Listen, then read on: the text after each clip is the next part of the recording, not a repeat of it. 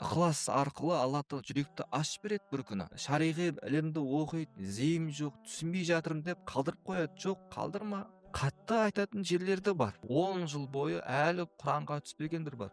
10 Рамазан өтіп кетті бір ғой. Әлі Құранын оқи алмайды. Мен мынаны қалай білмегенмін деп өз кейде таңғалып қалады ше. Біреу мысалы ұмытып ішіп жеп қойды, бір леген палау жеді, одан кейін 1 литр қымыз ішті, тойып алды. Кейін ораза еске түсетін болса, оны айтқанда аузы ашылмайды, оразасы бұзылмайды. Сапар, жолға шығу, оразаны бастамауға рұқсат береді дейді. Бел ортасынан үзе салуға рұқсат бермейді дейді ше. Оқушы, мектепте оқитын жаңағыдай оқушыларға ораза ұстатпаңдар деген сияқты мәселені айтып жатады да. Айқай шу шығаратын нәрсе емес негізінде. Оқушы балдардың өзінде де кінә бар да. Мен ораза ұстадым деп апайымен ұрсып. Шайтанда кісендеуі мүмкін, бірақ адамның өзінің шайтаны бар, қасында жүретін. Ол кісенделмейді ол. Ол қасында жүреді ол. Мысалы, оразаға не қылды? Алланың ризалығы үшін оразаға. Ойлаймын, диета болса, ешқандай зияны жоқ. Бір кісілер бар, алданбаған. Шайтан кейде нәпіл құлшылықпен асырады. Құран оқып сауап жинап жатырмын ғой дейді. Біреудің үстінен ғайбат айтады, біреудің үстінен өсек айтады. Бірақ та ол өкінішке орай тесігі шелекке су жинап жатқандай дейді. Ассалаумағалейкум, құрметті көрермен. Рисаля атты арнамызға қош келдіңіздер. Қасиетті Рамазан айы баршамызға құтты болсын. Баршамыздың ұстаған оразаларымыз бен ізгі амалдарымызды Алла тағала қабыл етсін. Өздеріңіз түсінгендей, бүгінгі подкастымыз Рамазан айы жайында болмақ. Және де осы подкасттың спикерлерімен, қонақтарымен таныса кетейік. Әдеттегідей өздеріңізбен бірге Рисаля жобамыздың бас сарапшы маманы, исламтанушы, шариғат маманы, ұстаз Уәлихан Сүлейменұлы. Ассалаумағалейкум, ұстаз. Уағалейкум рахматулла. Қалайсыз, жағдайыңыз жақсы ма? Шүкір. Дайынсыз ба? Және де бүгінгі біздің подкастымыздың негізгі қонағы ұстаз, исламтанушы, шариғат маманы, ұстаз Әскерханұлы ұстазымыз. Ассалаумағалейкум, ұстаз. Уағалейкумассалам рахматуллахи ва баракатух. Қалайсыз, жағдайыңыз қалай? Альхамдулилля, Аллаху шүкір. Енді ұстаз, бүгін өзіңізбен Рамазан айы жайында жалпылама осы оразаға қатысты, шариғи жағында, жалпылама рухани жағында қарастырсақ. Қызметшіміз ғой, қолдан келгенше Алла тағала жүрекке салған нәрсені айтамыз, отырсамыз, иншалла. Машалла. Құрметті көрермен, осы подкаст соңына дейін көріңіздер. Көптеген мәселелер талқылайтын боламыз. Оразаны не бұзады, бұзбайды, жалпы Рамазан айы жайында осындай сұхбатымыз болмақ. Бастамас бұрын айта кететін маңызды жайт, арнамызға тіркеліп қойыңыздар. Және де видео ұнаған болса лайк басып, өздеріңіздің жақындарыңызбен бөлісіп қойыңыздар. Енді ұстаз, жалпы әуелгі сұрақ өзіңізге, әдеттегідей қонаққа. Көпшілік жаңағыдай білу үшін кімнен білім алып жатқандығын, ұстаздың жалпылама сенімді кісі ма деген сияқты өзіңіз жайында қысқаша бір таныстыра кетсеңіз, біліміңіз жайында. Яғни мен өзім жайында көп айта алмаймын, әдетте, бірақ айту керек болса айтайын қысқаша. Сарыағаш медресесінің түлегімін. Сол жерде тамамдадым, 3 жыл оқыдым. 2010-2013-те 3 жыл білім алдық. Абдуғаппар ұстаз, Алла рахымына бөлесін, Абдусатыр ұстаз, Алла тағала рахымына бөлесін, сол кісілердің тәрбиесін алдық. Солардың кісінің қасында білім алдық. Абдужаппар ұстаздың алдында түрлі бағанда еңбектерді көрдік, дұғасын алғанбыз. Одан кейін Ливан мемлекеті, Триполи жоғары оқу бар, университет бар. Сол жерде 4 жыл оқып тамамдадық. Сол жерде. Одан кейін Түркияда, Стамбулда әртүрлі марказдар бар. Дару-Фуқаха деген марказдар болған. Сол жерде 2 жыл оқыдық, білім алдық. Марказ деген ол? Марказ деген білім орталығы. Алланың тиіншілігімен Алла нәсіп еткен білімді сол жерде алдық қой, былай айтқанда. Машалла, Алла разы болсын ұстаз. Әмин, баршамызға. Неге сұрап жатырмын, енді бізде дәстүр сияқты болып қалған, әр подкастта. Ұстаздарымыздан сұраймыз. Уәлихан ұстазды алғаш подкастында айтып өткен, өзінің білімін жалпылама көрермендер біледі, тұрақты көрермендеріміз. Енді Рамазан жайында бұл подкастта сұрақтардың легі фиқхи тұрғыда болады, былайша айтқан кезде, нақты айтқанда ораза не бұзады, бұзбайды деген секілді. Және тағы бір бөлігі жалпы Рамазан айын қалай өткізу керек, осы турасында сөз қозғайтын боламыз. Және осыдан бастайық. Бірінші мынандай сұрақ, қоғамда жалпы байқайтын мынандай бір құбылыс бар. рамазан айында, рамазан айына дайындық ретінде, болмаса сол рамазан айының кезінде кісілер өздеріне бір күнделіктер, жаңағыдай планер деп айтамыз ғой, чек-листтер, сондайлар дайындайды. Сосын уирт деп айтамыз ғой, күнделікті мысалы қалыптастырып қояды да. зікірлер, Зікірлер, пландар, күн сайын тәртіп. мысалы, күн сайын мен мысалға азанда мынанша 500 рет мынандай айтамын, түсте мынандай, таң намазға барып келемін деп өзіне тым ауыр нелерді қойып алады да, былайша айтқан кезде. Өзі көтере алмайтын нәрсені өзіне жүктеп алады дейсіз ғой. Осы жалпы құбылыс, осындай чек-лист, күнделіктердің артынан жүгіру, оны істемесем болмайды деп мысалға жаңағыдай күнделік сондай нелер қойып алады да, бір күнде осынша тірлік істеу керекпін деп. Солай 30 күн бойы істеймін деп шаршап қалып жатады. Осы құбылыс жайында айта кетсеңіз. Жалпы өзіне зікір жүктеу үшін алдымен сол зікірлерді Құранда әдетте өзі оқу керек. Мысалы, тұрақты түрде зікірлерді айтып жүретін болса, тұрақты түрде Құран оқып жүретін болса, ары қарай өзінің шамасына қарай зікірлерді реттеу. Мысалы, күнде қанша рет Алланы еске аламын, күнде қанша рет Құран оқимын, осыны тәртіпке, реттікке келтіру, бұл жақсы нәрсе.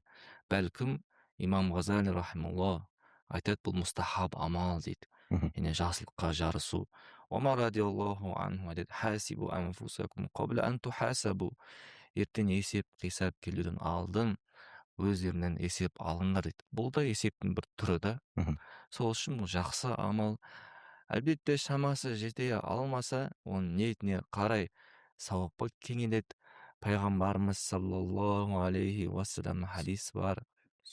Кімде-кім түнде тахаджудке тұрамын деп шын ықыласпен, ниетпен ұйықтайтын болса, кейін ұйықтап қалатын болса, тұра алмады себептермен, онда сол тахаджуд намазды оқығандай сауапқа ие болады дейді.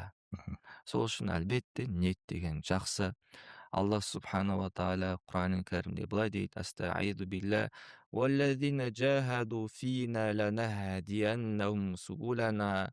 Әлбетте кімде-кім біздің жолымызға, яғни біздің жолымызды табуға шын житихатпен тырысып талпынса, біз оны тура жолға саламыз дейді.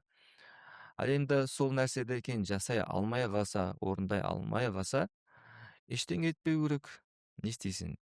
Шейх ибн Атаулла ас-Сакандари, Алла тағала рахымына бөлесін, былай дейді: егер де бір мәжіліске келіп, ол уағыз насихат тыңдап, егер де өзгере алмасаң, ертең кел дейді. Мүмкін ертең пайда аласың, білмейсің. Мысалы, базардағы адам дүкенін ашты, бүгін саудасы жүрмесе, ертең саудасы жүруі мүмкін. Сол сияқты Алланың рахметінен күдір үзбеу керек. Бізде осы кемшілік бар екен ше. Алланың рахметінен күдір үзбеу керек ше. Алланың рахметінен күдір үзу, ол амалды тастап қоюға себеп болады. Қалай себеп болады? Біреулер бар, мен оқи алмаймын, Құранға түсе алмаймын дейді, тілім келмейді дейді. Сөйтместе тастап қояды. Жоқ, тастап қойма. Сен өзің кәсібін жалғастырасың ғой. Бір бүгін пайда көрмесең, ертең пайда көресің. Дәл солай секілдіне жалғастыру керек. Ықылас арқылы Алла тағала жүректі ашып береді бір күні.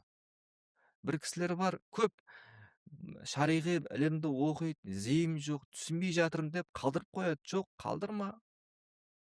Шынайы ықыласты танып, Алла тағала жүректі ашып береді. Алланың рахметінен күдер үзуге болмайды. Қанша жамағат бар, мешітте сауыққа келеді, пәлен ұстазды түсінбедім, оның тілі қиын, фиқ қиын, немесе ақида сабағы қиын деп не? Былай айтқанда, осы Алланың рахметін өзіне жауып алады. Сол үшін жоқ, талпыну керек, тырысу керек. Біз тура жолға талпынсақ, Алла тағала әлбетте уәде еткен тура жолға салып қояды. Сол үшін жақсы нәрсе бұл деп ойлаймын өзім. Енді орындай алмаса, бірақ та нәрсе дәреже ғой, бәр нәрсе дәреже. Мысалы, пайғамбарымыз саллаллаху алейхи уассалам былай дейді: Айша радиаллаху анхадан жететін хадис: амалдың ең жақсы дейді, әдуамуа дейді, жалғасымды болған дейді. Ол аз болса да жалғасымды болған жақсырақ. Сол үшін көп зікірлерді айта алмаса, аз болса да тұрақты болған жақсырақ. Өйткені пайғамбарымыз саллаллаху алейхи вассалам бір араби келеді: я Алланың елшісі, маған сонда бір өсиетімнен айтыңыз, сенен кейін ешкімнен сұрамаймын дейді бұл өсиетті. Сонда пайғамбарымыз саллаллаху алейхи уассалам айтады: құл әмәнту биллах, Аллаға иман келтірдім деп айт, суммастақим, кейіннен дінде тұрақты бол дейді. Міне, дінде тұрақты болу дегеніміз осы. Тұрақтылықты, зікірді күнде айтатын болсақ, одан пайда береді. Шейх Ибн Атуайда Сакандири рахмаулла былай дейді: егер де бір жерден, мысалы, құдықты қазуды қалаған кісі бір жерден қазатын болса, одан су шығарады дейді. Егер де әр жерден қаза беретін болса, одан шығу қиын дейді. Су шығу өте қиын, шықпайды, мүмкін емес та.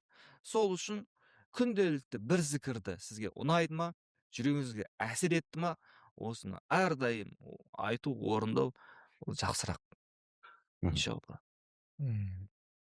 Жалпы андай осындай нәрсені көріп қалдым да әлеуметтік желіде. Сол айтып жатады мысалға. Қатты өзің шаршатпа дейді да, дәрежесі айтқандай жаңағы дәрежеге қарап, күнде бір 3-4-5 амал болса дейді да мысалы. Енді жаңа Аскен сөз айтқандай ғой, енді аз болса да жалғасын деген. Сол үшін көп болмау керек та, аз болса. Енді жалпы пайғамбар саллаллаху алейхи вассаламның хадистері бар. Мысалға, мына нәрсеге асығыңдар деген хадистер де бар. Мысалы, 5 нәрсе келдің алдым, 5 нәрсе, 7 нәрсеге деп асығыңдар, асықтыратын хадистер бар. Кейін жаңағы аз болса да жалғасымды болған деген хадис бар. Енді бір хадис асықтырып жатыр, екінші хадисте аз болса да жалғасымды бол, яғни асықпай, сол азды орында деген мағына ғой енді. Көпке асықпай, азды орында деген.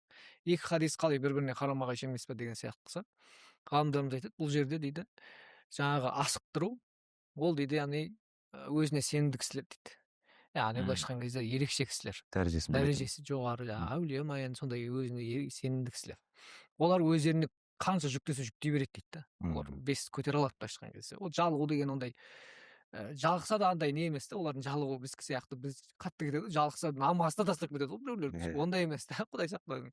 Жалықса кішкене бір отырып алып, ары қарай жалғастырып кете беруі мүмкін да оларша. Ал ондай емес пе, жаңағы мына хадиске амал қылу керек та. Ғалымдар айтады, сол жаңағы аз болса да жалғасымды болу деген.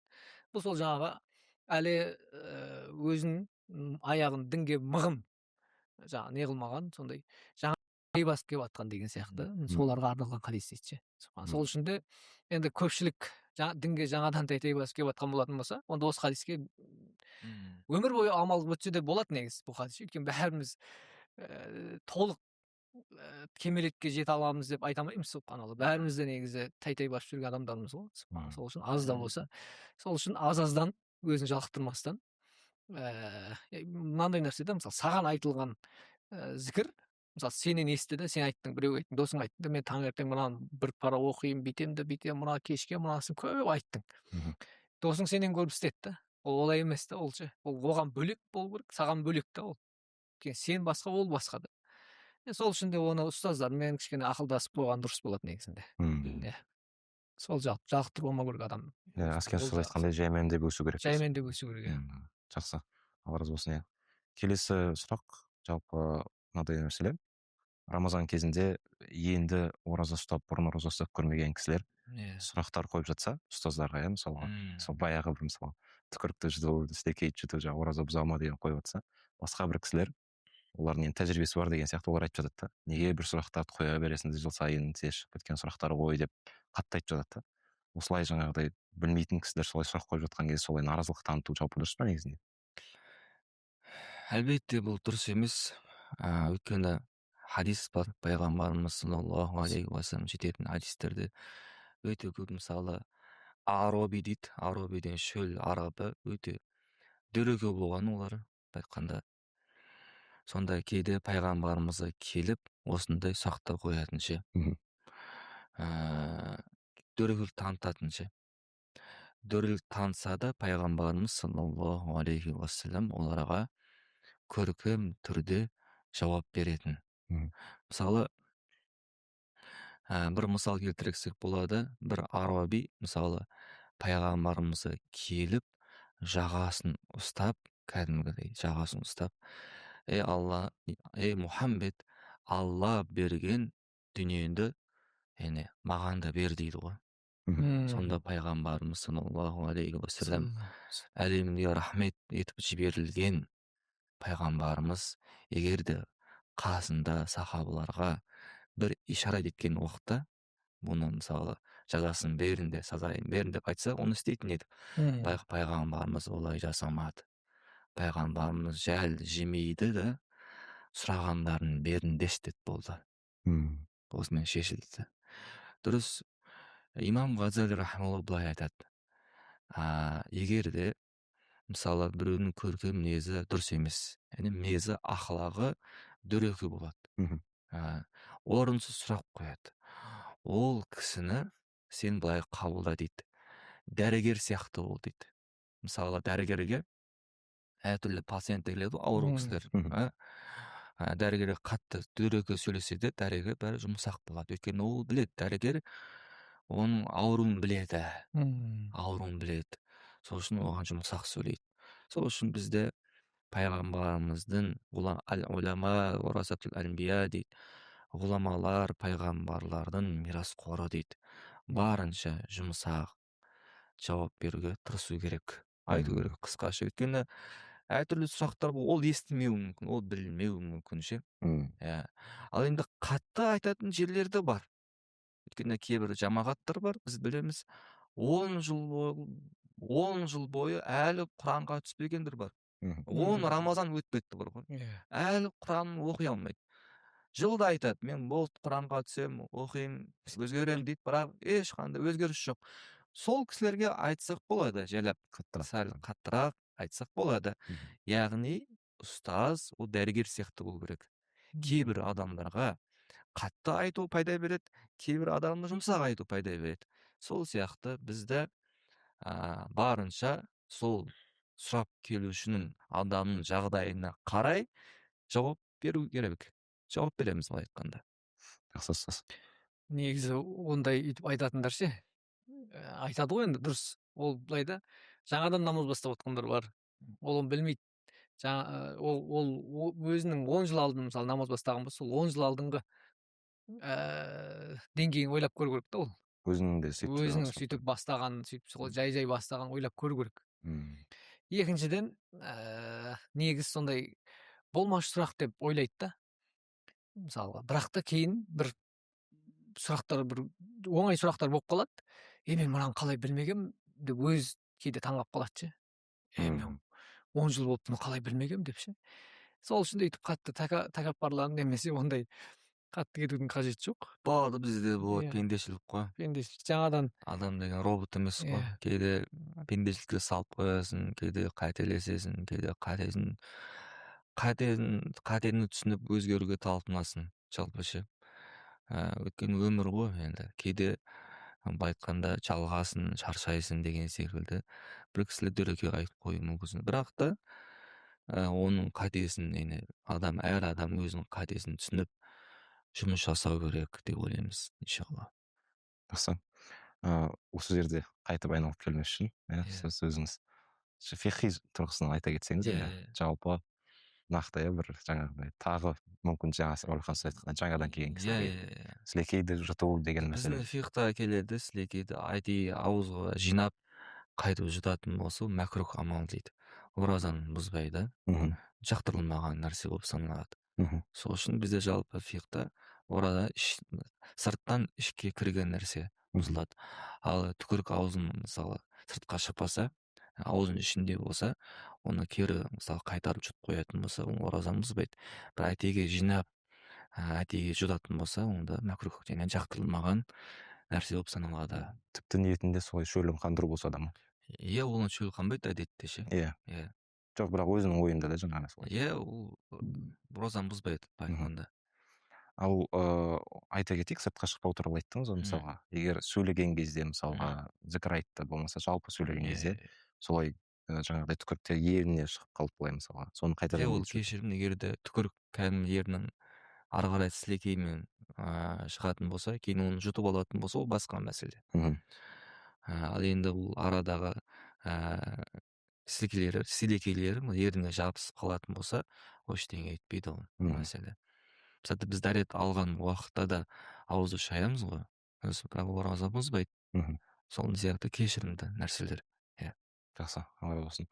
Неге бұны айтып жатырмын нақты? Себебі кей кісілер әлі де қиналып жүреді Бізде екен. фих былай айтқанда, егер нақтылап айтатын болсақ, егер түкірік бар ғой, үзіліп түсетін болса, үзілген түкірді жұтатын болса, әлбетте бұл күлкілі нәрсе ше. Иә. Бұл енді мынандай ғой, бір фих деген заң. Фих деген заң, ережелерді. Кеше бір видео көріп қалдым. Алла сақтасын, енді бір әйел бір кісіні мазақ қылып жатыр, имам секілді, ұстаз секілді. Мысалы келіп жатыр, егерде әйелмен егерде күндіз жыныстық қатынас қылып қойса, ұмытып кетті, әдейі жасамады екен, еске түсірген уақытта онан тыйылу керек. Дереу ше. Енді осыны айтып жатыр да, мысалы интернет желісінде халыққа осындай ұстаздар, имамдар осы нәрсені үйретеді деп. Жоқ, біз бұл нәрсе фих. Бұл фих деген заң. Мысалы біреу айтатын болса, дүниеви заң бар ғой, кәдімгі. Кімде кім бір әйелді немесе өлтіретін болса, немесе зорлайтын болса, оның жазасы 10 жыл. Мен білмеймін оның жазасын нақты, немесе 15 жыл деп айтса. Оны ешкім айтпайды ғой, бұл бағанда, бұл жамандыққа өлтіруді үйретіп жатыр деп па? жамандыққа шақырып жатыр, өлтіруді үйретіп жатыр деген нәрсе. Ол нәрсе ешкім түсінбейді. Бізде осы секілді фих мәселе бұл болған жоқ. Бұл болса осындай болады. Бұл сақтандыру ниетінде айтамыз бұл ше. Сол үшін біреулер енді қазір өкінішке орай хайп жинау үшін осындай ұстаздарды, имамдарды қаралайды ғой. Бұл негізі қиын жағдай. Өйткені ұстаздарды кемсіту, имамдарды қаралау, ол былай айтқан дінге зиян, дінге наразылық, оның артында дінге деген наразылық көрініп тұр ше. Сол үшін мұнан сақ болу керек. Басқа дінге тиіспе. Дін ол қасиетті. Дін деген қасиетті. Бұл оған байқанда әзілдесі немесе бір посмотры жинайын деген хайптанып әртүрлі бағанда мәселелерге имамдарды немесе шариғи кітаптарды сынға алуға болмайды. Жақсы. Алдын Орхан сізден сұраған емесіңізде ме? Мысалға бетті жуған кезде, дәрет алған кезде ерінде қалып кететін сулар деген сияқты. Болмаса ауызды шайт деп айттыңыз ғой жаңа. Ол қалдық сулар да ол да демек кедергі емес, иә? Жоқ, ештеңе алмайды ғой. Жақсы, алла разы болсын. Жалпы енді кішкене фих жағын бастадық қой. Сол тақырыпты қозғайық. Мен түсінгенім бойынша, сіздің видеоларыңызды көремін Инстаграмда, парақшаңызда. Алла пайдалы етсін. Құрметті көрермендер, жазылып қойыңыздар. Аскен ұстаздың парақшасына төменде қалдыратын боламыз сілтемесін. Өте көп рилстарыңызда осындай ораза бабын түсіндіріп жатсыз қазір. Фих. Жалпы түсінгенім, үкім негізі оразаға қатысты, бұзуға қатысты 3 түрлі болады екен, бұзбайтын амал, бұзатын және кафарат керек емес. И және бұзып кафарат керек болатын амал деген сияқты. Кафарат болса, сол бір күн қаза, 60 күн кафарат. Барлығы 61 күн болады, барлығы 61 күн болады. Жалпы осы неге қойып отырмын, осы жерде бір қоғамға әр кісі мысалға әр ситуацияны жеке қарастырмай, өздері шамамен түсіне беретіндей бір қағидаларды айтып бересіз бе? Мысалға мына кезде ораза бұзбайды, мына кезде бұзылады, бірақ кафарат керек емес деген сияқты. Мына кезде бұзылады, әрі кафарат та керек деген сияқты. Осылай бір ережелер. Бірінші, ораза дегеніміз не? Ораза дегеніміз шариғи терминдік мағынасы таң намазының уақыты кіргеннен бастап шам уақыты кіргенге дейін әдейі ішіп жеуден, дәрі-дәрмек ішуден, жыныстық қатынастан және рамазанға ниет қылумен тыйылу. Осы термин, осы анықтамасы осы. Енді түсініктіру үшін біз былай айтамыз. Кафарат ең үлкен жаза. Кафарат дегеніміз, яғни кім әдейі осылай істейтін болса, ішіп жейтін болса, немесе жыныстық қатынасқа барып қоятын болса, онда бір құл азат етеді. Қазір заманымызда құл жоқ, тәртіп керек бұл жерде. Одан кейін 60 күн арасын үзбей ұстау керек, ораза ұстау керек.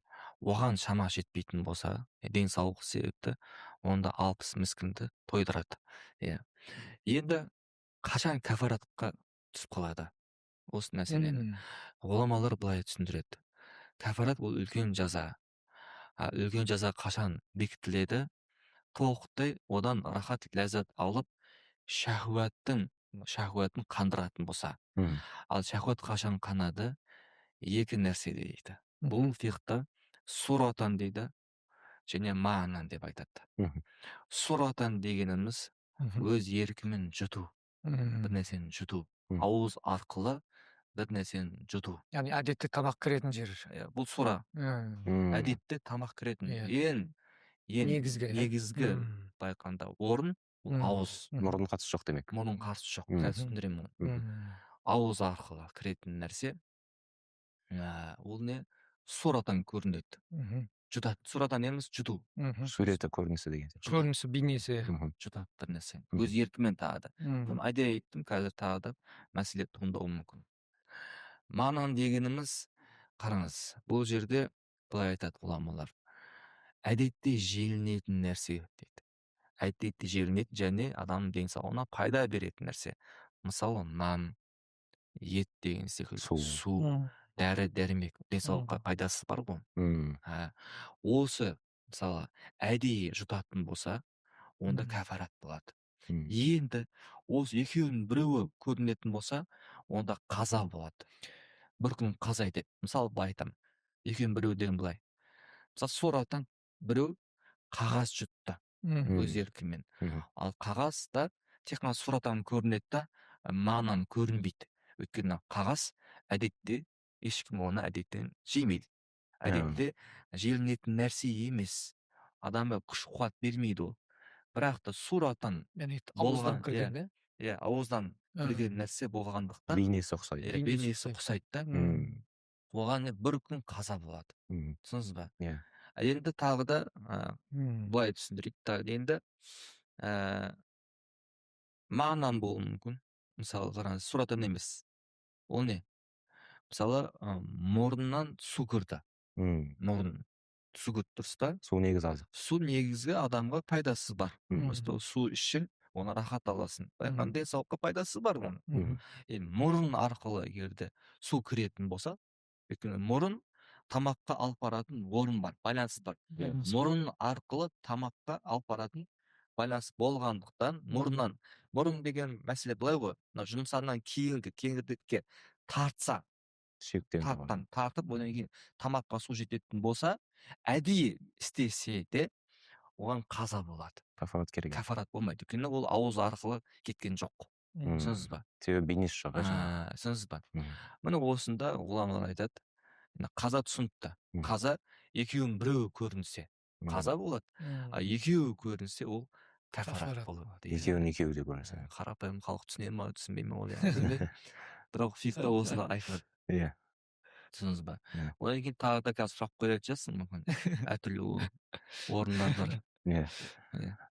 Бірден осы суға байланысты байқаусызда демек жұтып қойса, болмаса біліп тұр ораза екенін мысалға. Байқаусызда кетіп қалса мысалы. Бізде ұмыту мен қателесу мен ұмыту айырмашылығы бар. Ұмыту деген басқа нәрсе. Ұмыту Алладан. Біреу мысалы ұмытып ішіп жеп қойды, 1 килограмм палау жеді. Одан кейін 1 литр қымыз ішті. Тойып алды.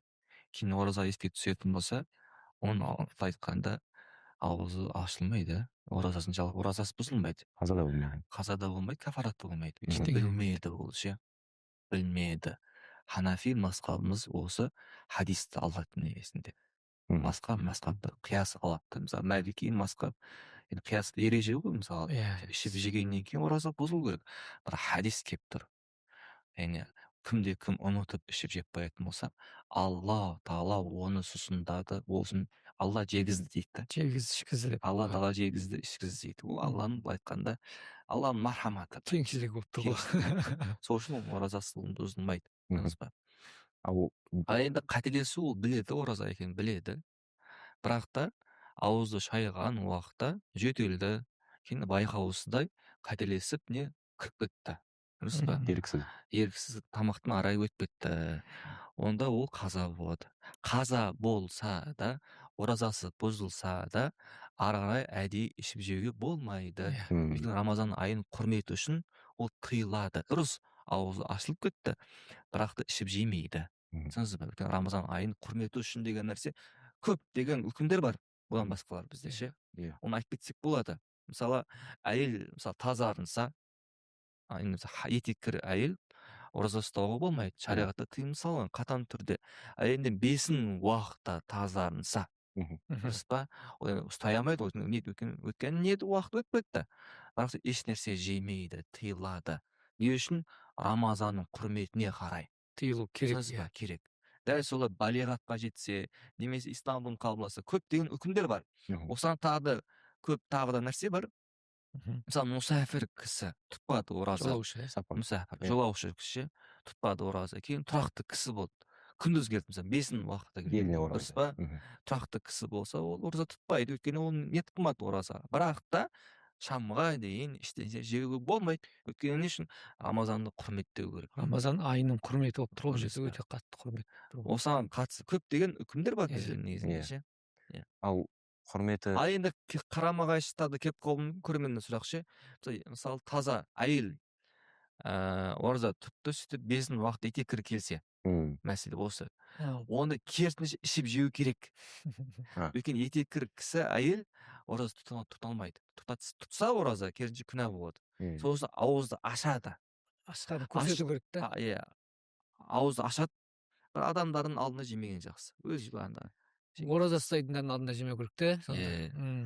Жолаушы кісіге қатысты қалай? Ол кісі де солай істей ме? Мысалға. Ол бөлек жолаушы. Жолаушы ештеңе жемейді ол керісінше. Жоқ, күндіз шығып кетсе бір жолға да, мысалы, бесін уақытта шығып кетсе. Бізде осы мәселе бар, көп нәрсе қателеседі, қарапайым ғой. Ниет қылатын уақыт бар ғой. Мысалы, ол жолға сапарға шығуға ниет қылды, таң намаздан алдын оразаға ниет қылмай бар ғой, шығып кететін болса, онда сапарға шығумен ішіп жеуге бола береді. Кейін таң намаз уақыт кіріп қойса да. Түсінесіз ба? Ал енді ол оразаға ниет қылды, дұрыс па? Ниет қылған екен, таң намазының уақыты кірді. Одан кейін сапарға шығып кететін болса, тұрақтылық кезде ол ауызды бекітті. Кейін сапарға шығып кететін болса, мен сапардамын ғой деп ауызды аша алмайды. Егер де ауызды ашып жіберетін болса, бір күн қаза болады. Кафарат болмайды. Өйткені біз күмән бар.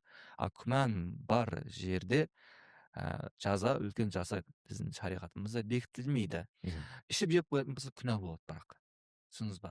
Егер де ол кісі күндіз сапарға шығу ниет қылды, онда не ораза ниет қылмақ қой онда. Ораза ниет қылмақ, мүлдем. Мысалы, жолдар бар да. Жалпы анау осы тұрғылықты болып, кейін жолаушы болып кететін адамға қатысты фихта мынандай керемет қағида айтады. Осы қағиданы жақсылап біліп алу керек. Жалпы сапар, жолға шығу оразаны бастамауға рұқсат береді дейді. Оразаны бастамауға. Бел ортасынан үзес алуға рұқсат бермейді дейді.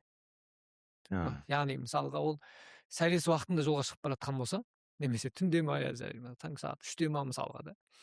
Ол кезде ертеңгі, таң атқан кездегі оразаны ұстамауына рұқсат та. Мына жолаушы ораза ұстамауға болады деген мағынасы осы. Сол кезде рұқсат.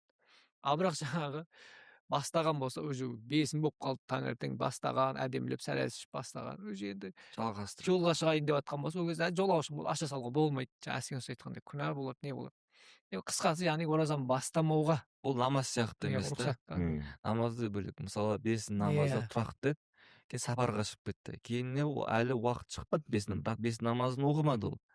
Сонда ол қысқарды оқиды сапарға шыққандығы үшін. Сол халін қарасты. Дұрыс па? Басқа. Ораза ондай. Ораза басқа, намаз басқа. Мен түсінген бойынша кафаратқа ниет те әсер етеді. Ниетті қай уақытта еткен. Сол туралы айта кетсеңіз, қалай сонда мысалға? Бізде Рамазан Ханафи мазхабы бойынша әр күні өзінің белгілі бір құлшылық, сосын ниет қылатын уақыты, шам намазының уақыты кіргеннен бастап, духа күбра дейді бізде. Духа күбра дейміз, бесін намазын жарты сағат қалғанға дейін ниет қылуға болады. Әлбетте, бірақ таң намазын кіргенге дейін басқа мазхабтың хилафтан шығу үшін соған дейін ниет қылу мұстахаб бізде. Бізде ереже бар, Ханафи мазхабында ереже бар. Басқа мазхабтан хилафтан шығу үшін, өйткені болса Шафии мазхабында таң намазының уақыты кіргенге дейін ниет қылу керек дейді. Көрдіңіз ба? Сол үшін лайфхак дейді ғой, ең жеңіл түрі ниет қылуынша ауызды ашарда ниет қылып қою керек. Ертеңге ораза. Түсінесіз ба? Кейіннен мысалы ұмытып кететін болса, сол ниет жеткілікті. Зор лайфхак қылды. анау дұғаларда да жазылады ғой ауыз ашатын кезде және одан кейін ол кетпеуге ниет ол жүректе ше. Мысалы тілмен айту шарт емес. Мысалы таңғы уақытта мысалы будильник қоямыз біз, қойып қойсаңыз оның өзіне осының ниеттің орнына жүреді. Немесе сәресіне тұрып бір нәрсені жесеңіз, ол да біз әдетте мысалы нәпіл намаз, нәпіл ораза тұтпаймыз ғой, дұрыс па? Әдетте ондай жоқ бізде, дұрыс па? Сол уақытта әшейін сен затты піспейсің ғой, дұрыс па? Сен ол жерде іс қимылының нәтижесі ол ниет бар екенін бір белгісі бар. Түсіндіңіз ба? Сол үшін сәл ішуде ол ниеттің орнына жүре береді. негізі жаңағы мәселе тағы айтып кете салайық, кішкене түсініксіз болып қалмасын. Кафарат болу үшін түнде ниет ету керек. таң намазға дейін. Мысалы дұрыс, жалпы ораза дұрыс болу үшін тохфатул кубра, яғни бес намазда бір жарты сағат қалғанға дейін ба ниет ету керек. Ораза дұрыс болу үшін да ол. Бірақ кафарат болу үшін түнде ниет ету керек. Яғни мысалы бір адам шам намазында ма ұйықтап қалды, шам намазы кірмей жатып ұйықтап қалды. Сөйтіп таң намазы кірген кезде оянды. Кіріп қойғаннан кейін. Енді ол ораза ұстай ала ма? Ұстай алады. Бірақ енді бұл жерде бұзып қойса, әдейіге жаңағы әскен айтқандай шарттардың бәрі табылды, суратан, тамақтан өтті, жейтін нәрсені жеді. Не болады? Жоқ, кафарат болмайды. Өйткені ол бізде мынандай нәрсе бар ше, осыны ескеру керек. Негізінде біреулер былай ойлауы, кафарат болмаса жеңіл деп ойлау ше. Негізі ондай емес. Күнә бар, бірақ ол да. Кафарат ол оны сен өтеп берсең, күнәң кешіріледі. А кафараты жоқ нәрседе ода күнә бар. Оның күнәні өте алатын өтемі мүмкін тәубе етеміз, шынайы тәубе етеміз. Мүмкін Алла Тағала білмейміз. Алла кешіруі мүмкін, кешірмеуі де мүмкін. Дұрыс па? Сол үшін мысалы ақырымен кафарат болмайды екен ғой деп ше әдейіге ауызды ашып жіберетін болса, ол жерде күнә бар. Өйтіп қайтарқы істер болмайды. Күнә бар. Сол үшін ол ауыр нәрсе. Мысалы ант ішкенде де сондай бар ғой бізде.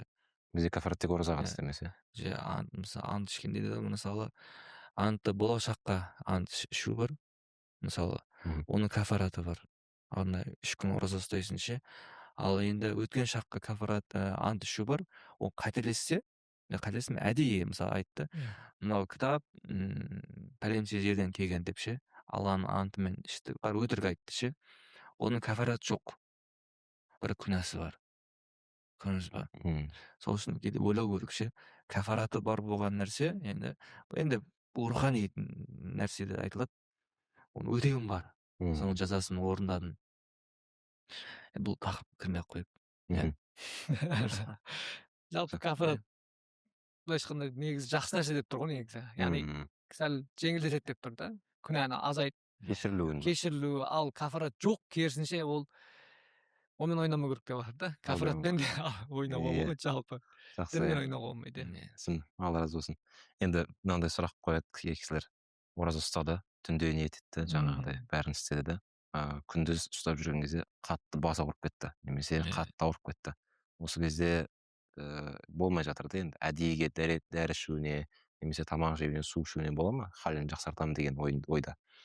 Әлбетте оны фихта айтады, егер де денсаулыққа зиян болатын болса, зиян деген мысалы дәрігерлермен ақылдасады, барады, арғай ұстайтын болса, ораза ұстайтын болса, денсаулыққа зиян тигізеді. Мысалы сенімді дәрігер, білікті маман айтты. Сол үшін денсаулықты сақтау парыз болады, бізде әлбетте бірінші орында жүреді. Сондай уақытта ауызды ашып, оразаны бұзса болады, бұзса бір күн қаза болады. Бірақ та бұл жерде күмәннан шығу үшін әдетте жеңілетін нәрсені жемей қойған жақсы ше. Мысалы күрішті жұтсын, күріш жұтқаннан кейін бәрі қаза болады ше. Сонда бүкіл күмәннан айырылады да, кафараттан айырылады. Дұрыс па? Дұрыс, ол денсаулыққа зиянды, соның өзінде де бұл бағында. Мүмкін ол жеңілдік істеп жатқан шығар өзіне. Кейде адам өз-өзін ақтайды ше, өз-өзін алдап қояды. Сол үшін негізі өзін алдауға болмайды. Әлбетте бұл нәрселер сақтық тұрғысынан солай істеген жақсырақ. Сонда бірінші күрішті жұтып жеп, кейін барып дәрісін ішсін дейсіз ғой. Дәріні ішсе, сол толықтай кафарат уәжіп болмайды да оған. Білмейсің да. Ауыз ашылып қалған себепте. Қаза болады да. Жалпы енді ол ауру ғой енді ол. ауру адам ауру жатып болса да, ол да жалпы бір күмәннен айырылу үшін деген ғой. Ал дәрігерлерге бару міндет па? Егер өзі жаңағыдай Дәрігерлерге бару міндет болады. міндет болады. Өйткені адам өз өзін енді шынайы білмейді да жағдайын ше. Мгм. Бірақ енді әртүрлі жағдайлар бар ғой. Мысалы қатты адам кенеттен ауырмайды олай. Мгм. Оның арнайы мысалы өзінің ауруы болуы мүмкін шығар. Мысалы сахар бар, әртүрлі аурулар бар. Мгм. сол Оларға болады. әр 2 сағат сайын су ішу керек деген секілді, дұрыс па? Мгм. Онда хәлін білетін болса, онда ол болады ауыз ашуға. Мгм. Ал хәлін білмейтін болса, онда арнайы мамандарға барып ақыл кеңес сұрау керек. Егер де ақыл кеңес сұрай алмаса, жағдайы қиын болып кетсе, болады әлбетте ауыз ашуға. Жақсы. Үкім қазасын өтеп береді кейін.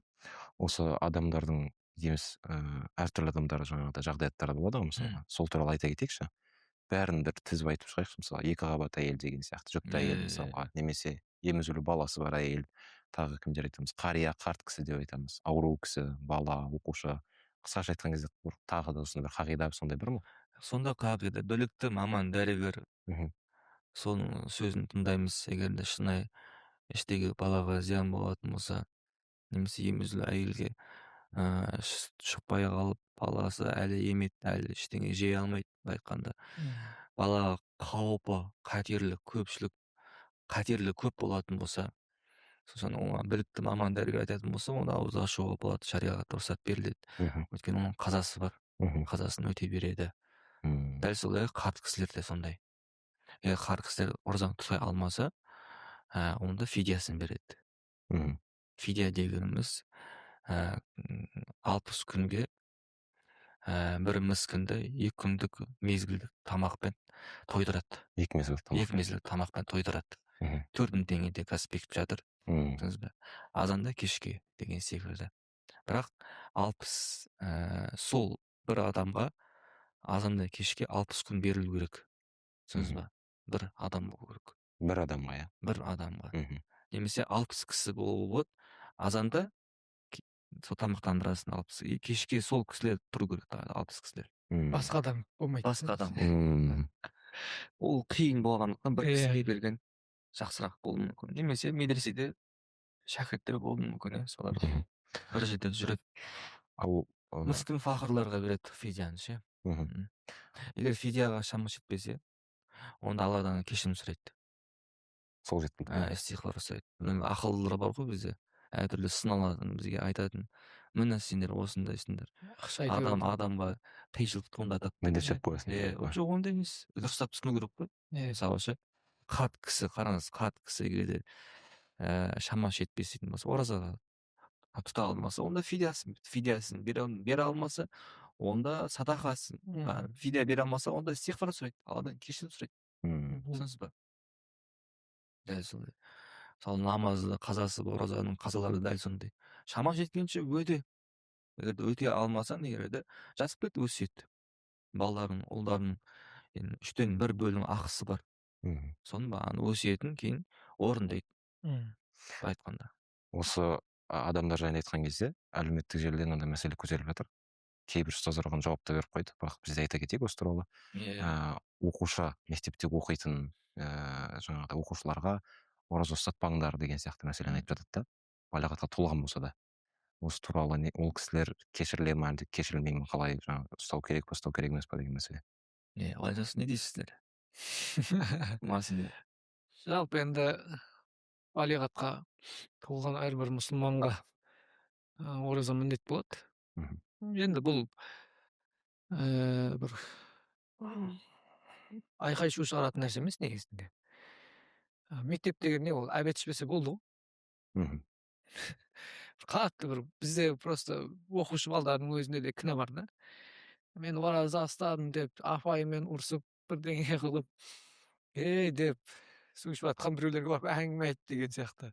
Ондай емес, просто тыныш жүріп, кәдімгі күнделік білдірмей ақ. Оны біреу барып көрмейді ғой, сен барып ораза ұстадың ба деп аузына бүйтіп құйып көрмейтін шығар, не болды екен деп. Жоқ, ондай емес қой бізде, құдайға шүкір, бәрі жақсы ғой. Жай ғана обед ішпесе болды ғой деген сияқты. Су ішпей сөйтіп жүрсе болды мектепте. Оны біреу қадағалап жаңағындай ондай нәрсе болады деп ойламаймын жалпы.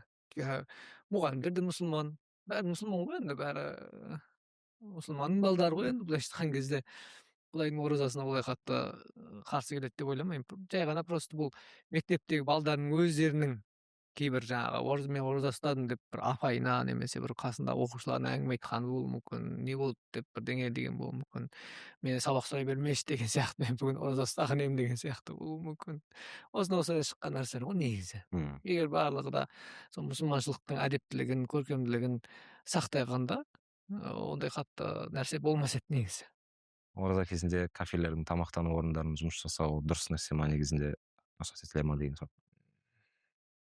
Енді біз біреудің саудасына араласа алмаймыз. Тақуалық әр адам өзі үшін өзі былай айтқанда өзі біледі ғой, былай айтқанда.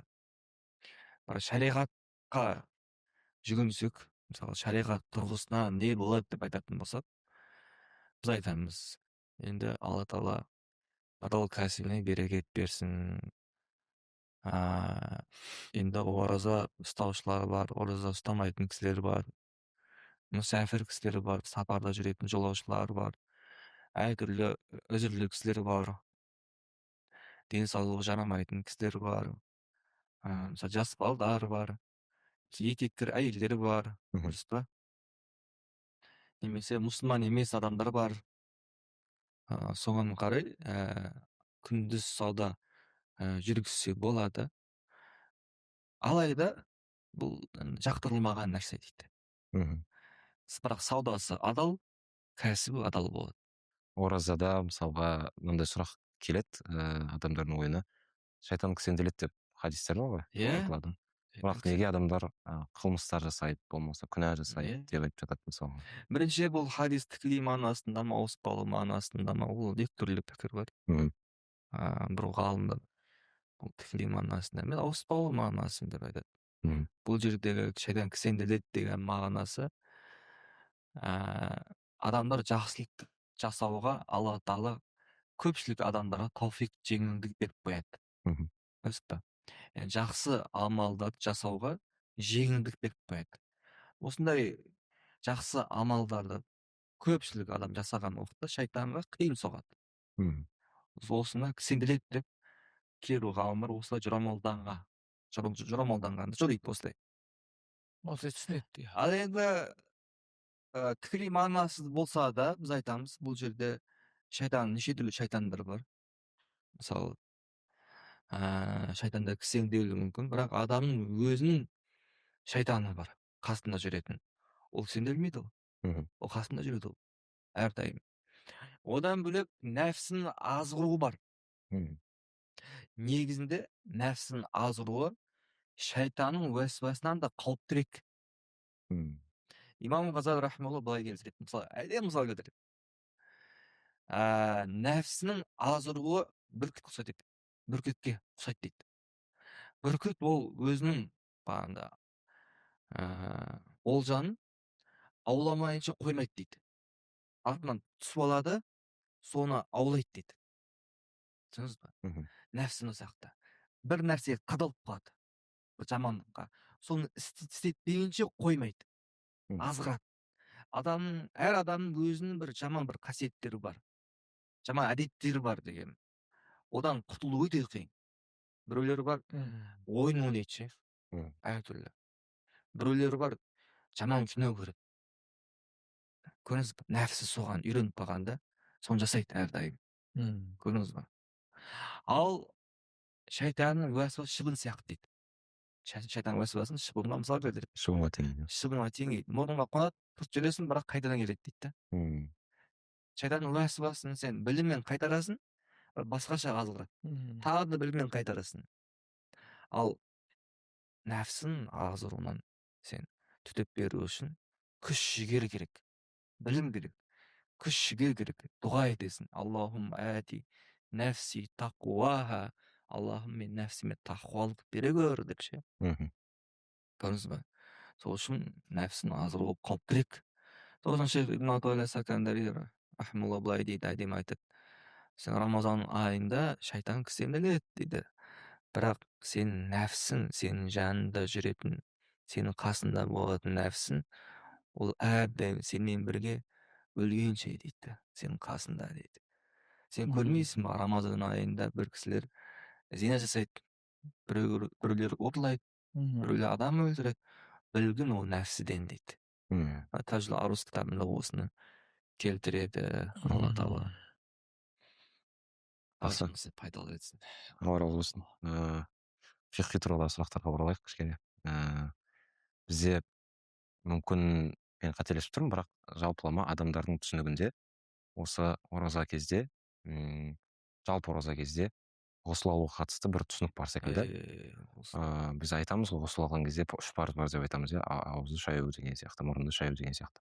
Осы кезде аузы ораза адам былай ғарғара деп айтып жатамыз ғой, тамағына дейін апарып басын көтеріп суды апаруы, немесе мұрнына қатты суды тарту деген сияқты мәселе. Осы мәселелерде халықта бір түсінік бар секілді, неден екенін білмеймін, бірақ істей беруге болады ораза кезде, басты көтеріп жаңағыдай, басы кетіп қалмаса болды деген сияқты. Солай жалпы аузын шайып жүретін кісілер. Оның шариғатта әрбір фиқтан сабақ беретін ұстаз оны айтады. Ауызды шаю фарз, тамақты деген жоқ. Мұрынды шаю фарз, бірақ кеңірсекке алып бару фарыз емес ол. Түсінесіз ба?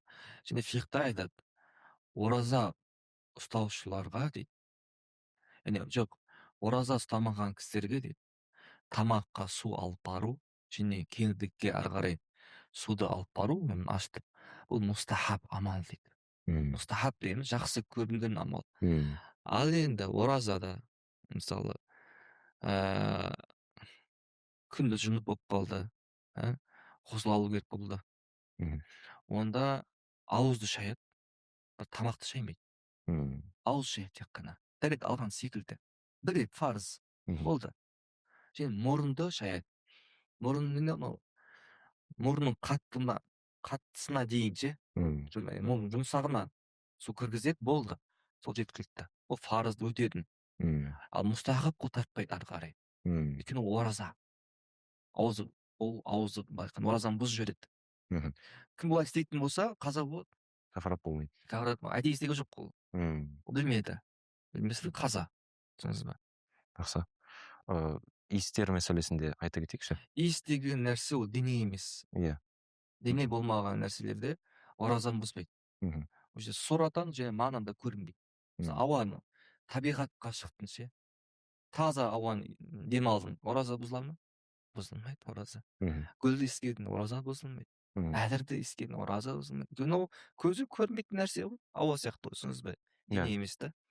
Неге қойып жатыр? Себебі көп адамдар ұғымдар бар ғой, мысалға түтін, мысалға осымен шатастыратын сияқты иістерді. Бізде қараңыз, шаң нәрсе бар. Осыны айтып кетуге болады. Шыбын мәселесі бар. Маса бар. Бізде енді қазір қалада шыбын маса жоқ қой. Бұрынғы уақытта білесіздер, аттың үстінде өмір болған, ат болған, мал көп. Ал мал көп жерде шыбын шіркейлер көп болады. Дұрыс па? Сонда фиқта былай келтіреді. Қараңыз, өте маңызды. Егер де ауызға шыбын шіркей кіріп кететін болса, өзінің қалауынсыз тамаққа кіріп кететін болса, ораза бұзылмайды дейді. Негізі ереже бойынша ораза бұзылу керек. Өйткені ол әдетте ішіп жүрмейтін нәрсе ғой, кіріп кетті ғой, дұрыс па? Бұл сурадан көрінді, дұрыс па? Жоқ, бұл жерде бұзылмайды дейді фақихтер. Өйткені ол жұтқан жоқ қой дейді. Өзі еркімен жұтқан жоқ, ол кіріп кетті дейді. Түсінесіз ба? Дәл шаң сияқты дейді. Шаң жерде жұмыс жасады, дұрыс па? Сол жерде тамаққа шаң кіріп кетті, әдейі емес. Өзің қалауынсыз, онда не оразаны бұзбайды ол. Енді әдейі ешкім жасамайды ғой енді. Әдейі ауыз ашып шаңды кіргізетін болса, онда бір күн қаза болады. Менде енді көрерменде мысалға мынандай сұрақ туындауы мүмкін да. Біз көп мәселелерді айтып жатырмыз, мысалы, мынандай кезде бұзылады, көп нәрселерді біліп жатады. Осы кезде адам ойлауы мүмкін да, сонда қанша жылдан бері ораза ұстап келе жатырмын, солай білмей кеппін деген сияқты, солай істеп жүріппін деген сияқты.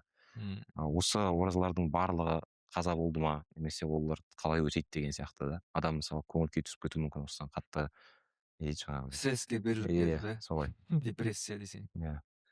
Былай айтамыз ғой. Енді қараңыз, бұл мәселе фатуа болады, біз фатуа айта алмаймыз ше. Сол үшін біз былай енді былай болса, былай болатын секілді деп айта аламыз әшейін түсінесіз ба? Біз былай айтамыз, егер де солай ауызды шаятын болса, ол кісі білмеді, бірақ ораза бұзатын ше жалғастыра береді. Енді қараңыз, бізде тамаққа су кірді ғой, ол оразаны бұзады. Одан қазадан құтыла алмайсың бәрі. Қаза болады. Басқа жол жоқ. Ал қаза оны өтеп береді. Түсінесіз ба? Ол керісінше негізінде депрессия түспеу керек. Қуану керек керісінше. Неге? Өйткені оның оразасы бұзылған екенін көз жеткізді. Және одан не бар? Мүмкіндік бар қазасын өтеуге. Оны білмей ертең өтіп кететін болса, ертең оразасы оны қараса, оразасы қабыл болмаған екенін білсе, ол кезде кешіп қалады өкініп. Керісінше қуану керек. Осындай нәрсе бар екен ғой. Үкімді үйрендім, тұтқан оразам қаза болған екен деп ше. Бірақ қаза болса, ол осыны жалғастырды ғой. Оған сауап болады, әлбетте. Алған сауап болады. Бірақ та оның қазасын өтеу керек. Түсінесіз ба? Жалпы Рамазаннан кейін де былай. Қазасын өтегенде бізде қаза жеңілдік бар. Қазада арасын үзбей тұту шарт емес. Арасын бейсенбі күні ниет қылып қойып, ораза жалғастыра беруге болады. Яғни қазаға ниет қылса болады. Түсінесіз ба? Лайфхак дейді ғой, қыста әсіресе күн қысқа болған кезде. Сол үшін бізде дарул ислам дейді, мысалы қараңыздар. Шариғи үкімдер бар. Яғни мешіт бар, ұстаз бар, ислам белгілері бар мемлекеттер. Жұма оқиды, айт оқиды. Көптеген ұстаздар бар. Бірақ кемшілік өзінен болды. Ізденбеді. Ал бұл ораза, намаз, ол дарури илім дейді. Дарури илім дегеніміз не? Оны іздену фарыз. Оны білмей қалса, жауапкершіліктен құтылмайды. Көрдіңіз ба? Енді ол кісі бір мемлекетте болса, ислам белгілері жоқ. Мысалы, мұсылман қысым көрсетеді. Айт намаз, жұма намаздар оқымайды. Оқыса, аз бір алыс жерлерде, өте сирек жерлерде оқиды. Айтқанда, ислам белгілері жоқ. Ұстаздар болмады. Сұрайтын кісілер болмады. Онда ол кісіге көтерілісті ретінде қарауға болады, түсінесіз ба? Енді біздің Қазақстанда, Аллаға шүкір, көптеген мешіттер бар, ұстаздар бар, ислам белгілері бар. Сол үшін айтқанда өзі бұны ізденбеді, сұрамады, кемшілік өзінен болып тұр. Негізі қаза деп отырып қой, бірақ енді ол нақты қай күн қалай болғанын ол. Сол үшін егер нақты білсе, жақсы ғой, қазасын істесе, қазасын ұстаса. Нақты білмесе енді қиын енді. Өзі Алла кешірсін дейміз ғой енді. Анау алдын нәпіл намаздарға қатысты сияқты жағдай екен, мысалға. Бейсенбі. Нәпіл емес. Көп кісілер бар ғой, мысалға. Бұрын көп қазалар бар да, мысалға. Нәпіл ораза ұстай беру мүмкіндігі. Бейсенбі қаза ұстай беруге болады. Mesela Рамазаннан кейін Шәуәл айының 6 күнінде де мысалы солай істесе болады ма? Әлде ол басқа ма?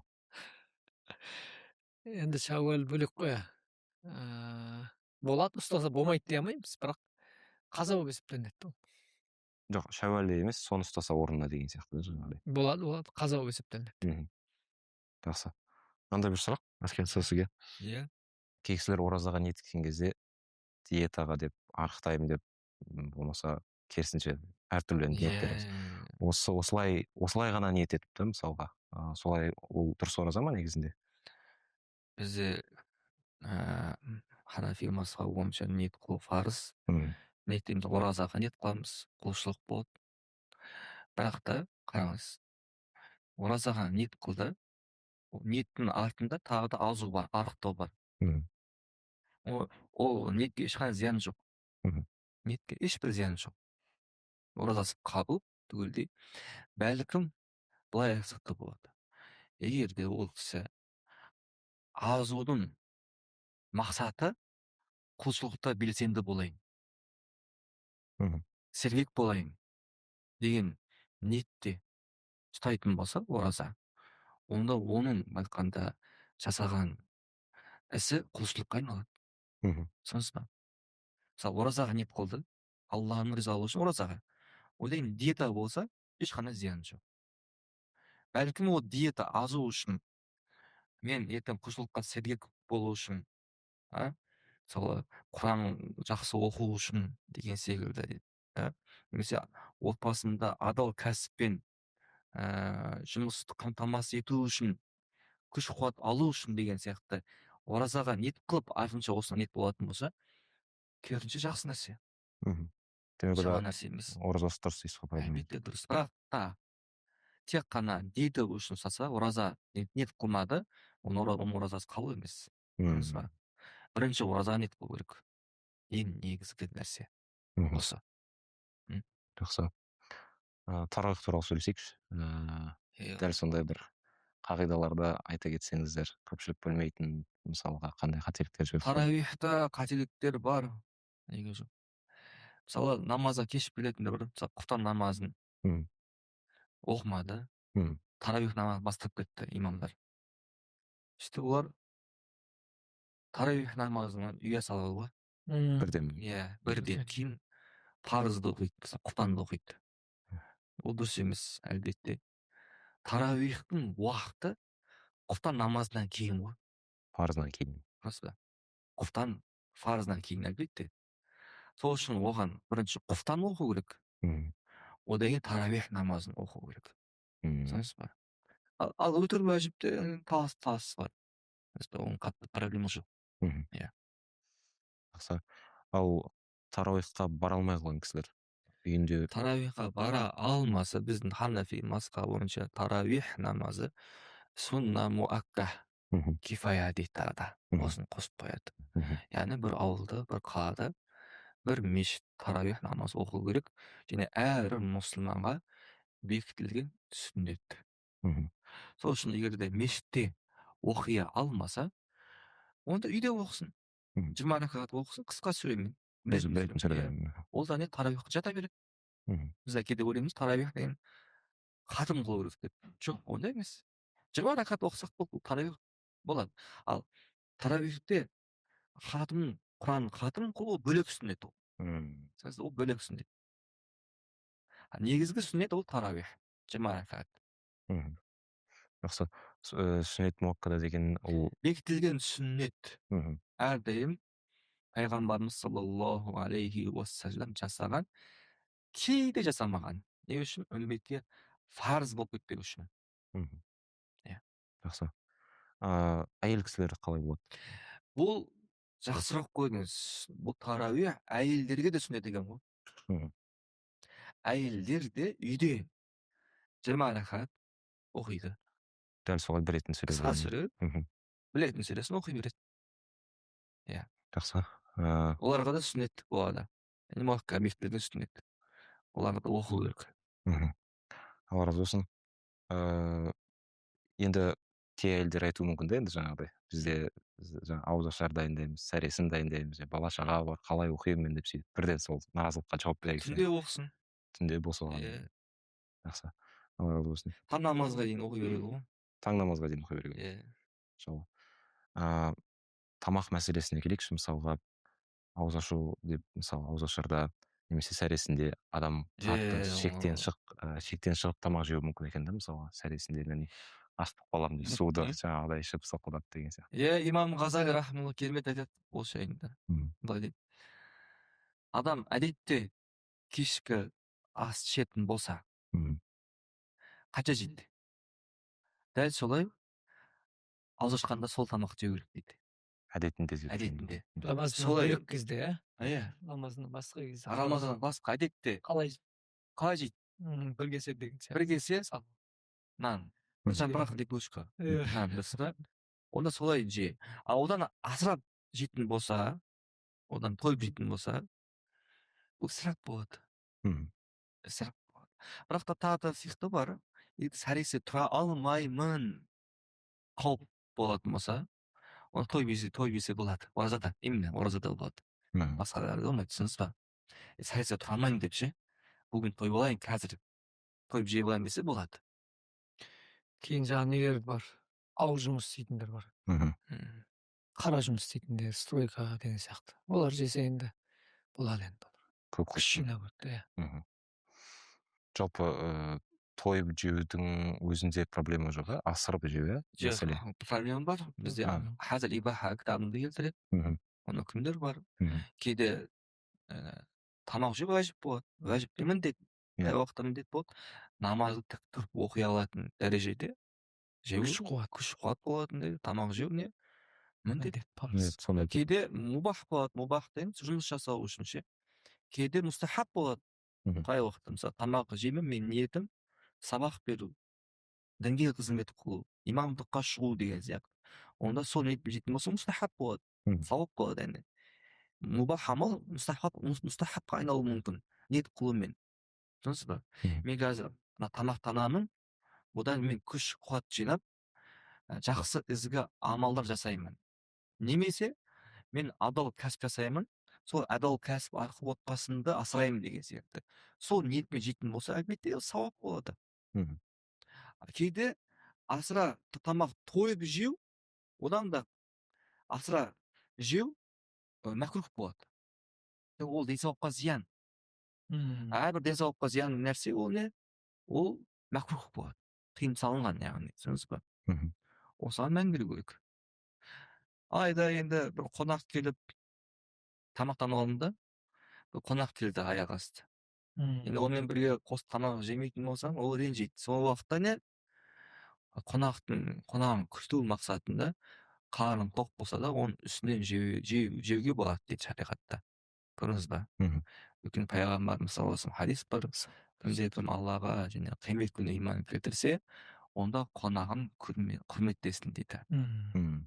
Дәл солай, ораза етін сәресте тұра алмаймын деген қауіп болатын болса, тойып жеуге болады дейді. Мгм. Жақсы. Енді осы тамақ мәселесіне қатысты көп байқалатын нәрсе, ер кісілерде де, әсіресе әйел кісілерде рамазан айы десе бүкіл өзінің назарын осы тамақ мәселесіне қояды екен да. Яғни мысалы ол қалай? Ер адамдар ауызашардың несін ғана, қонаққа бару, қонақтан келу, өзі ауызашар беру. Әйел кісілер болса 30 күн тоқтамай айналып келіп жаңағы сәресін дайындау. Әйелдер рахат қой. Ауызашарға не пісіремін деген сияқты. Олар құлшылықта, олар ғибадатта. Мгм. Ойлаңыз, пайғамбарымыз саллаллаху кім ауызашарға біреу себепші болатын болса, оның тұтқаны сауапқа ие болады дейді. Сол ниетім екеуміз бар. Мен ниетім не? Өзім отбасыма ауызашар дайындайын деген сияқты ше. Мгм. Соны уақыт өткізетін болса, дастархан жаятын болса, одан кейін ауызашар істейтін болса, қанша адамдар тамақтан ауыз ашатын болса, ол сауап болады. Мгм. Дұрыс ба? Сауапқа ие болады. Ол жаңа ниетке байланысты. Ол істі бәрібір істейді. Сол үшін ол істі құлшылыққа айналдыру үшін ниет керек тек қана. Мгм. Ниет өзгерту керек болды. Жоқ, менің сұрағым негізі мынандай еді, бүкіл назарды қою деген кезде рамазанның негізгі мақсаттары бар ғой. Рамазан негізгі мақсат ол өзін тәрбиелеу. Иә, содан ауытқып кетіп Нәпсіні жатады сияқты. тәрбиелеу. Мгм. Дұрыс па? Негізгі мақсат сол. Әлбетте, енді әйелдер осы тамақ жасау, күйеуінен бойынсыну, осы нәпсіні тәрбиелеу. Сондай болып тұр. Ең үлкен нәрсе ол осы ше. Бір кісілер жаңағыдай оразамын деп сәресіне тұрып, тамағын сәресін ішіп, кейін ұйықтап қалып, түске дейін ұйықтаса, осы бір белгілі бір уақытқа дейін ұйықтаса, соған айтып жатады. Сенің оразаң қабыл емес, немесе сауабың жоқ, немесе осылай деген. Сауабын түсіне бересің немерелер. Иә, сондай әңгіме. Бұл жағдайға қарай. Мгм. Жағдайға қарай. Енді жалпы ұйқы мұстахаб, мубах деген мубах. Мгм. Ұйқы мубах нәрсе. Біреу қанша ұйықтаса, өзі біледі. Етті. Мгм. Олар неге ұйықтадың деп айтуға болмайды. Мгм. Мысалы, дұрыс па? Әлбетте ол енді өзінің ризығы болу керек қой енді. Мгм. Өз отбасын асыра алса, адал ризықпен ше, Мгм. одан кейінгі мәселе ғой. Мгм. Түсінесіз ба? Егер де өзінің отбасын асыра алмаса, ол жататын болса, ерін жалқаланып ұйықтайтын болса, ол кемшілік. Мгм. Өйткені ол пайғамбарымыз саллаллаху алейхи фарыздан кейін, намаздан кейін фарыз дейді, адал ризық табу дейді. Дұрыс па? Отбасын асырау фарыз ол міндет ол. Мгм. Бірақ отбасын асырап жатыр, демалғысы келеді, ұйықтады. Әлбетте оның сауабы жоқ деп айтпаймыз. Ол тіпті ораза. Кейде имам Базар рахмаллаху дейді. бір кісілер бар, күнә істеп қояды дейді. ояу жүрсе. Ояу жүрсе күнә істейді дейді. Оған ұйықтаған жақсырақ дейді. Ұйықтаса күнәні тыйылады дейді да. Көрдіңіз ба? Әлбетте, бірақ ол ғафылдықпен өткізбеу керек. Зікірмен, құранмен өткізген жақсырақ, әлбетте. Түсінесіз ба? Енді мен қазір күнә істеп қоямын, біреуді ғайбат қылып қоямын, біреуді ашуланып қоямын, одан шықтайын деген ниет болса, керісінше ол үшін жақсы. Енді біреу жаңағы телефон шұқылап, телефонда жаман нәрсе көретін болса, немесе бір кино көретін болса, сондай жаман бірдеңелер. Ұйықтау болса, мысалы таңдау болса, әлбетте біз оған не деп айтамыз? Таңдаған нәрсе. Таңдаған нәрсе. Өйткені ода күнә жазылмайды да. Ең не деген сауап болады ғой, енді ораза ұстап алады, оразасы бөлек, ораза жалғаса береді ғой, ұйықтап алып бірдеңе жеп. Оның оразада арнайы хадис бар пайғамбар, бұл келтіреді, енді имам Мазари оразаның ұйқыда құлшылық дейді. Оразадағы ұйқыда құлшылық дейді. Иә. Сол үшін жаңа айтқан әлбетте адамға байланысты ғой, бұл әркім өзін біледі ғой, өзінің қандай адам екенін өзі біледі әркім. Мен ояу жүрсем қандай адаммын деген сияқты өзі қарайды ғой енді. Егер жаңағыдай күнәға барып қоятын сондай болатын болса, енді жаңағы шаруасы жоқ болса, тіршілігі жоқ болса, енді ұйықтасам, не проблема. Ешқандай мәселе жоқ. Бірақ әлбетте Құран оқып, зікір әлбетте сабақтар көріп деген сияқты. Біз енді көп адам көреді ғой енді, мысалға намаз оқитын да зікір не деген мүлде хабар жоқ, биыл бастап жатқан адамды көруі мүмкін, бұны дұрыс та. Сол үшін де әркім өзінің жағдайына қарай жасаған дұрыс. Демек жалпы жаңағы ұйықтасаң сауабын түсінде көресің деген. Сен кәндір жазсайшы, Азеке. Жалпы жаңағы қоссы кішінде. Жалпы жаңағы оразада ұйықтасаң сауабын түсінде көресің деген әңгіме негізсіз жалпы, айтқан кезде. Жоқ, енді дәрежеге қарай ғой. Өйткені имам Мазари рахимахулла ораза ұстау үшін 3 дәрежесін айтқан ше. Көрдіңіз бе? 3 дәрежесі бар. Мысалы, шыншылдар үшін ол жараспайды. Әулие құлдарға ол жараспайды. Ұйықтау. Көрдіңіз, ұйықтау ше. Енді қарапайым халыққа жарасады. 3 дәрежеден айтып кетейін ба, керек емес пе? Айта салыңыз. Айта салыңыз дей ма? Айтсаңызшы. Өте маңызды өткен ше. Айтыңыз. Бірінші дәреже дейді, қарапайым халықтың дәрежесі дейді, құрасан ұстаушылар. Олар тек қана ішіп жеуден, дәрі дәрмектен, жынсыз қатынастан тыйылады дейді. Бірақ қалған күнәлардан тыйылмайды. Енді имам Ғазали рахимахулла дейді, оған Алла уәде етпей сауап бола ма, болмай ма? Сауап болмайды дейді. Пайғамбарымыз хадис көп, құдуси хадис. Фаана әджизи бихи дейді. Алла субханала тағала ораза ұстау үшін сауабын өзім беремін дейді. Енді бұнда сауапқа ие болмайды дейді. Пайғамбарымыз айтады, Бис-саими фархатун фид-дуния индал ифтарихи дейді. Ораза ұстаушының дүниеде ауызды ашқан уақытта қуаныш бар дейді. Және фархатун инда лиқаи раббихи дейді. Раббысымен жолыққан уақытта. Енді онда сауапқа ие болмайды дейді. Өйткені ол Алла Тағала өзі қалаған, өзі бұйырған ораза ұстамады деп, оразаны ұстамады дейді. Я айюхаллазина аману кутиба алейкумус сияму кама кутиба алаллазина мин қабликум лааллакум таттақун деген оразаны ұстамады дейді. Ей иман келтіргендер, алдыңғы үмметке ораза парыз болғандай сендерге де парыз етілді, тақуалыққа жетесіздер деген оразаны ұстамады дейді. Көресіздер ме? Сол үшін оны мұқият, яғни мән беру керек бұл нәрсеге.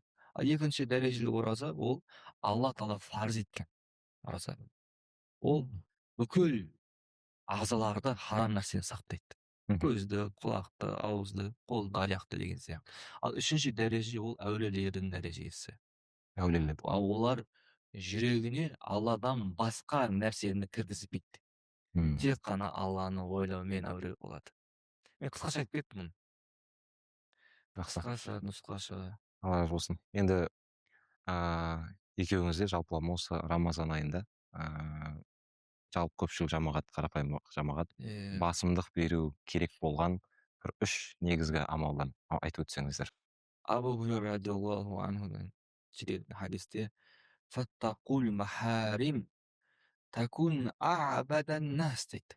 Пайғамбарымыз айтады, харам нәрседен сақтан, құлшылық көп, ең көп істеген құл боласың дейді. Дұрыс па? Харам нәрседен сақтаумен құлшылық ең көп істеген сен боласың дейді. Сол үшін бірінші ең маңызды нәрсе харам нәрседен сақтану керек. Бір кісілер бар, алдан қалған шайтан кейде нәпіл құлшылықпен азырады, мұстахабпен азырады. Біреу Құран оқиды, Құран оқып сауап жинап жатырмын ғой дейді.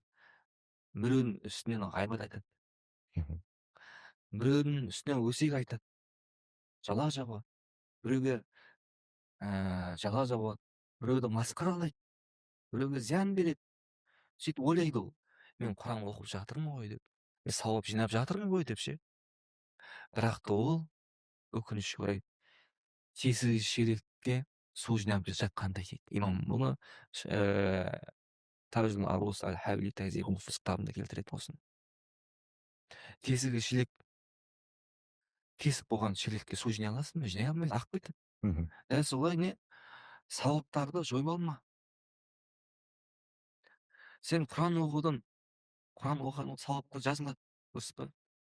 Бір ғайбатқа қанша күнә жазылады? Білмейсің ғой. Сол үшін бірінші күнә істерден тыйылу керек.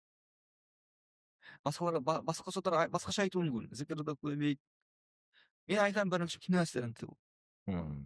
Бірінші күнә істерден тыйылу. Өзгерт өзін.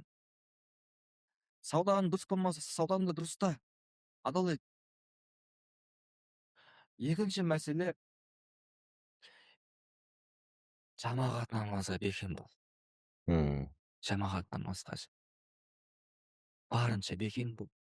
Таравих намазды бекем бол. Пайғамбарымыз саллаллаху алейхи ва саллям таравих намазын оқитын болса, қалдырмай, анасынан туылғандай пәктей күнәсіз болады, күнәсі кешіріледі дейді. Көрдіңіз ба? Үшінші нәрсем айтатын, егер Құранға түспесең, Құранға түс бол. Ал егер Құран оқи алатын болсаң, онда Құран оқы. Құран оқып, өміріңді әсемде. Құран оқумен иман ләззатын сезінсең, бауырлар айырмашылық көп. Кейбір кісілер бар, мына бір Құран оқи алайын дейді, оқу керек. Өзі қалмаса да күштеп оқиды. Біреулер бар, Құран оқығанда рахаттанады. Одан тыйыла алмайды. Мысалы бір құлпынай жедім, тәтті құлпынай па, жегің келе береді ғой, рахаттанасың ше. Иман өйткені дәмін сездің ғой. А бір тамақтар бар, сен жеу керексің ше. Денсаулыққа пайдасы бар да. Өзің ұнамаса да өзің күштеп жейсің. Екеуінің айырмашылығы бар ғой. Екеуінің айырмашылығы жермен көк дейді. Сондай ма? Сол Құран оқыған уақытта сондай оқы, әрбір аятында рахат ал. Құранды оқыған уақытта мен мынаны бітіруім керекпін деп олай оқыма. Мен қалай тұтатамын деп. Солай оқы. Иманның ләззатын сезін. Осы үш нәрсені айтатын едім мен халыққа жалпы. Алла разы болсын сіз. Әмин барсын. Бархан ұстаз, енді өзіңіз мәскен ұстаз айтпаған бір, егер айтып қойса басқа бір айтпаған бір нәрсені айтсаңыз. Тағы да бір негізгі болған жаңағыдай басты назар. Енді әлбетте бірінші кезекте Байхат мешітіне келіп боласың маған. намаз бастау керек. Намаз бастамаған болатын болса, әлбетте. Рамазан айы енді жаңағы шайтандар сендіреді деді ғой, енді соның аскен сөз айтқандай бір түсіндірмесі адам жақсылыққа бейім болады да. Жеңіл болады деген, сол жақсылыққа бейім, жеңіл болады. Сол үшін де намаз негізгі жақсылықтың бірі. Сол үшін намаз бастап алу керек. Өзін соған үйретіп алу керек. Егер бастамаған болатын болса, иә. Ал намаз бастаған болса, намазды бекем болу керек. Кейін әсіресе интернеттен көбірек алыстау болу керек. Үшінші айтатын. Рамазан айында. Интернет деген нәрсе пайдалы контенттен басқа, рисаладан басқа деп қоясың ғой. Иә. алла разы болсын. Жалпы Аскен ұстаз, сізге көп рахмет подкастымызға келгеніңізге, қонақ болғанымызға. Сізге рахмет. Жақын арада сіздің кітабыңыз шықты, иә, көпшілік біледі. Осы тәжік рус кітабы, иә. Осы кітап туралы қысқаша өзіңіз түсіндіре кетсеңіз, бұл жалпы қандай кітап, бұл кітапты не үшін оқуымыз керек дегенсіз? Алла. Тәжік арус әл-хәби ли-тәзиф нуфус. Нәпсі тәрбиесінің асыл тәжі Шейх Ибн Атаулла Сакандаридің ең әдемі кітаптарының бірі. Ғұламалар айтады бұл жайында. Кімде-кім бұл кітапты оқып, жақсылыққа өзгерсе, оған таңғалмаймыз. Ал кім жақсылыққа өзгермесе, соған таңғаламыз деп айтқан.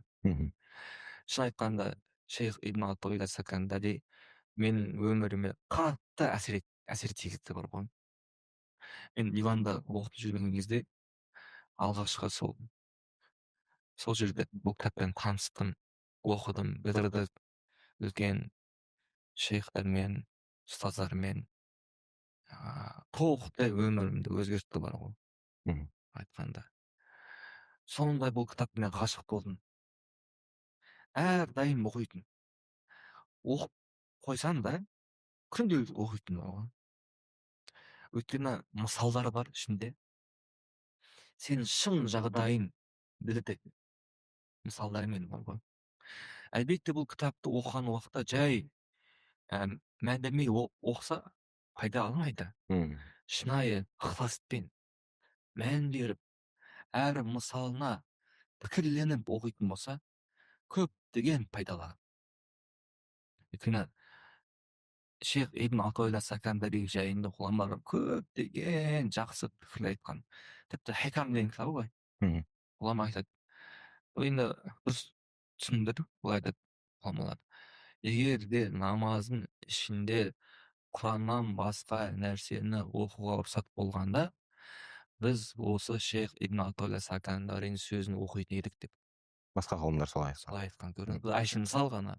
Еден алып басқалар тыңдап алып. Бұл енді мақтау да дәрежесін көтеру оқыса болады деген мағына емес енді. Шынында ол кісі Алламен шыншыл болған.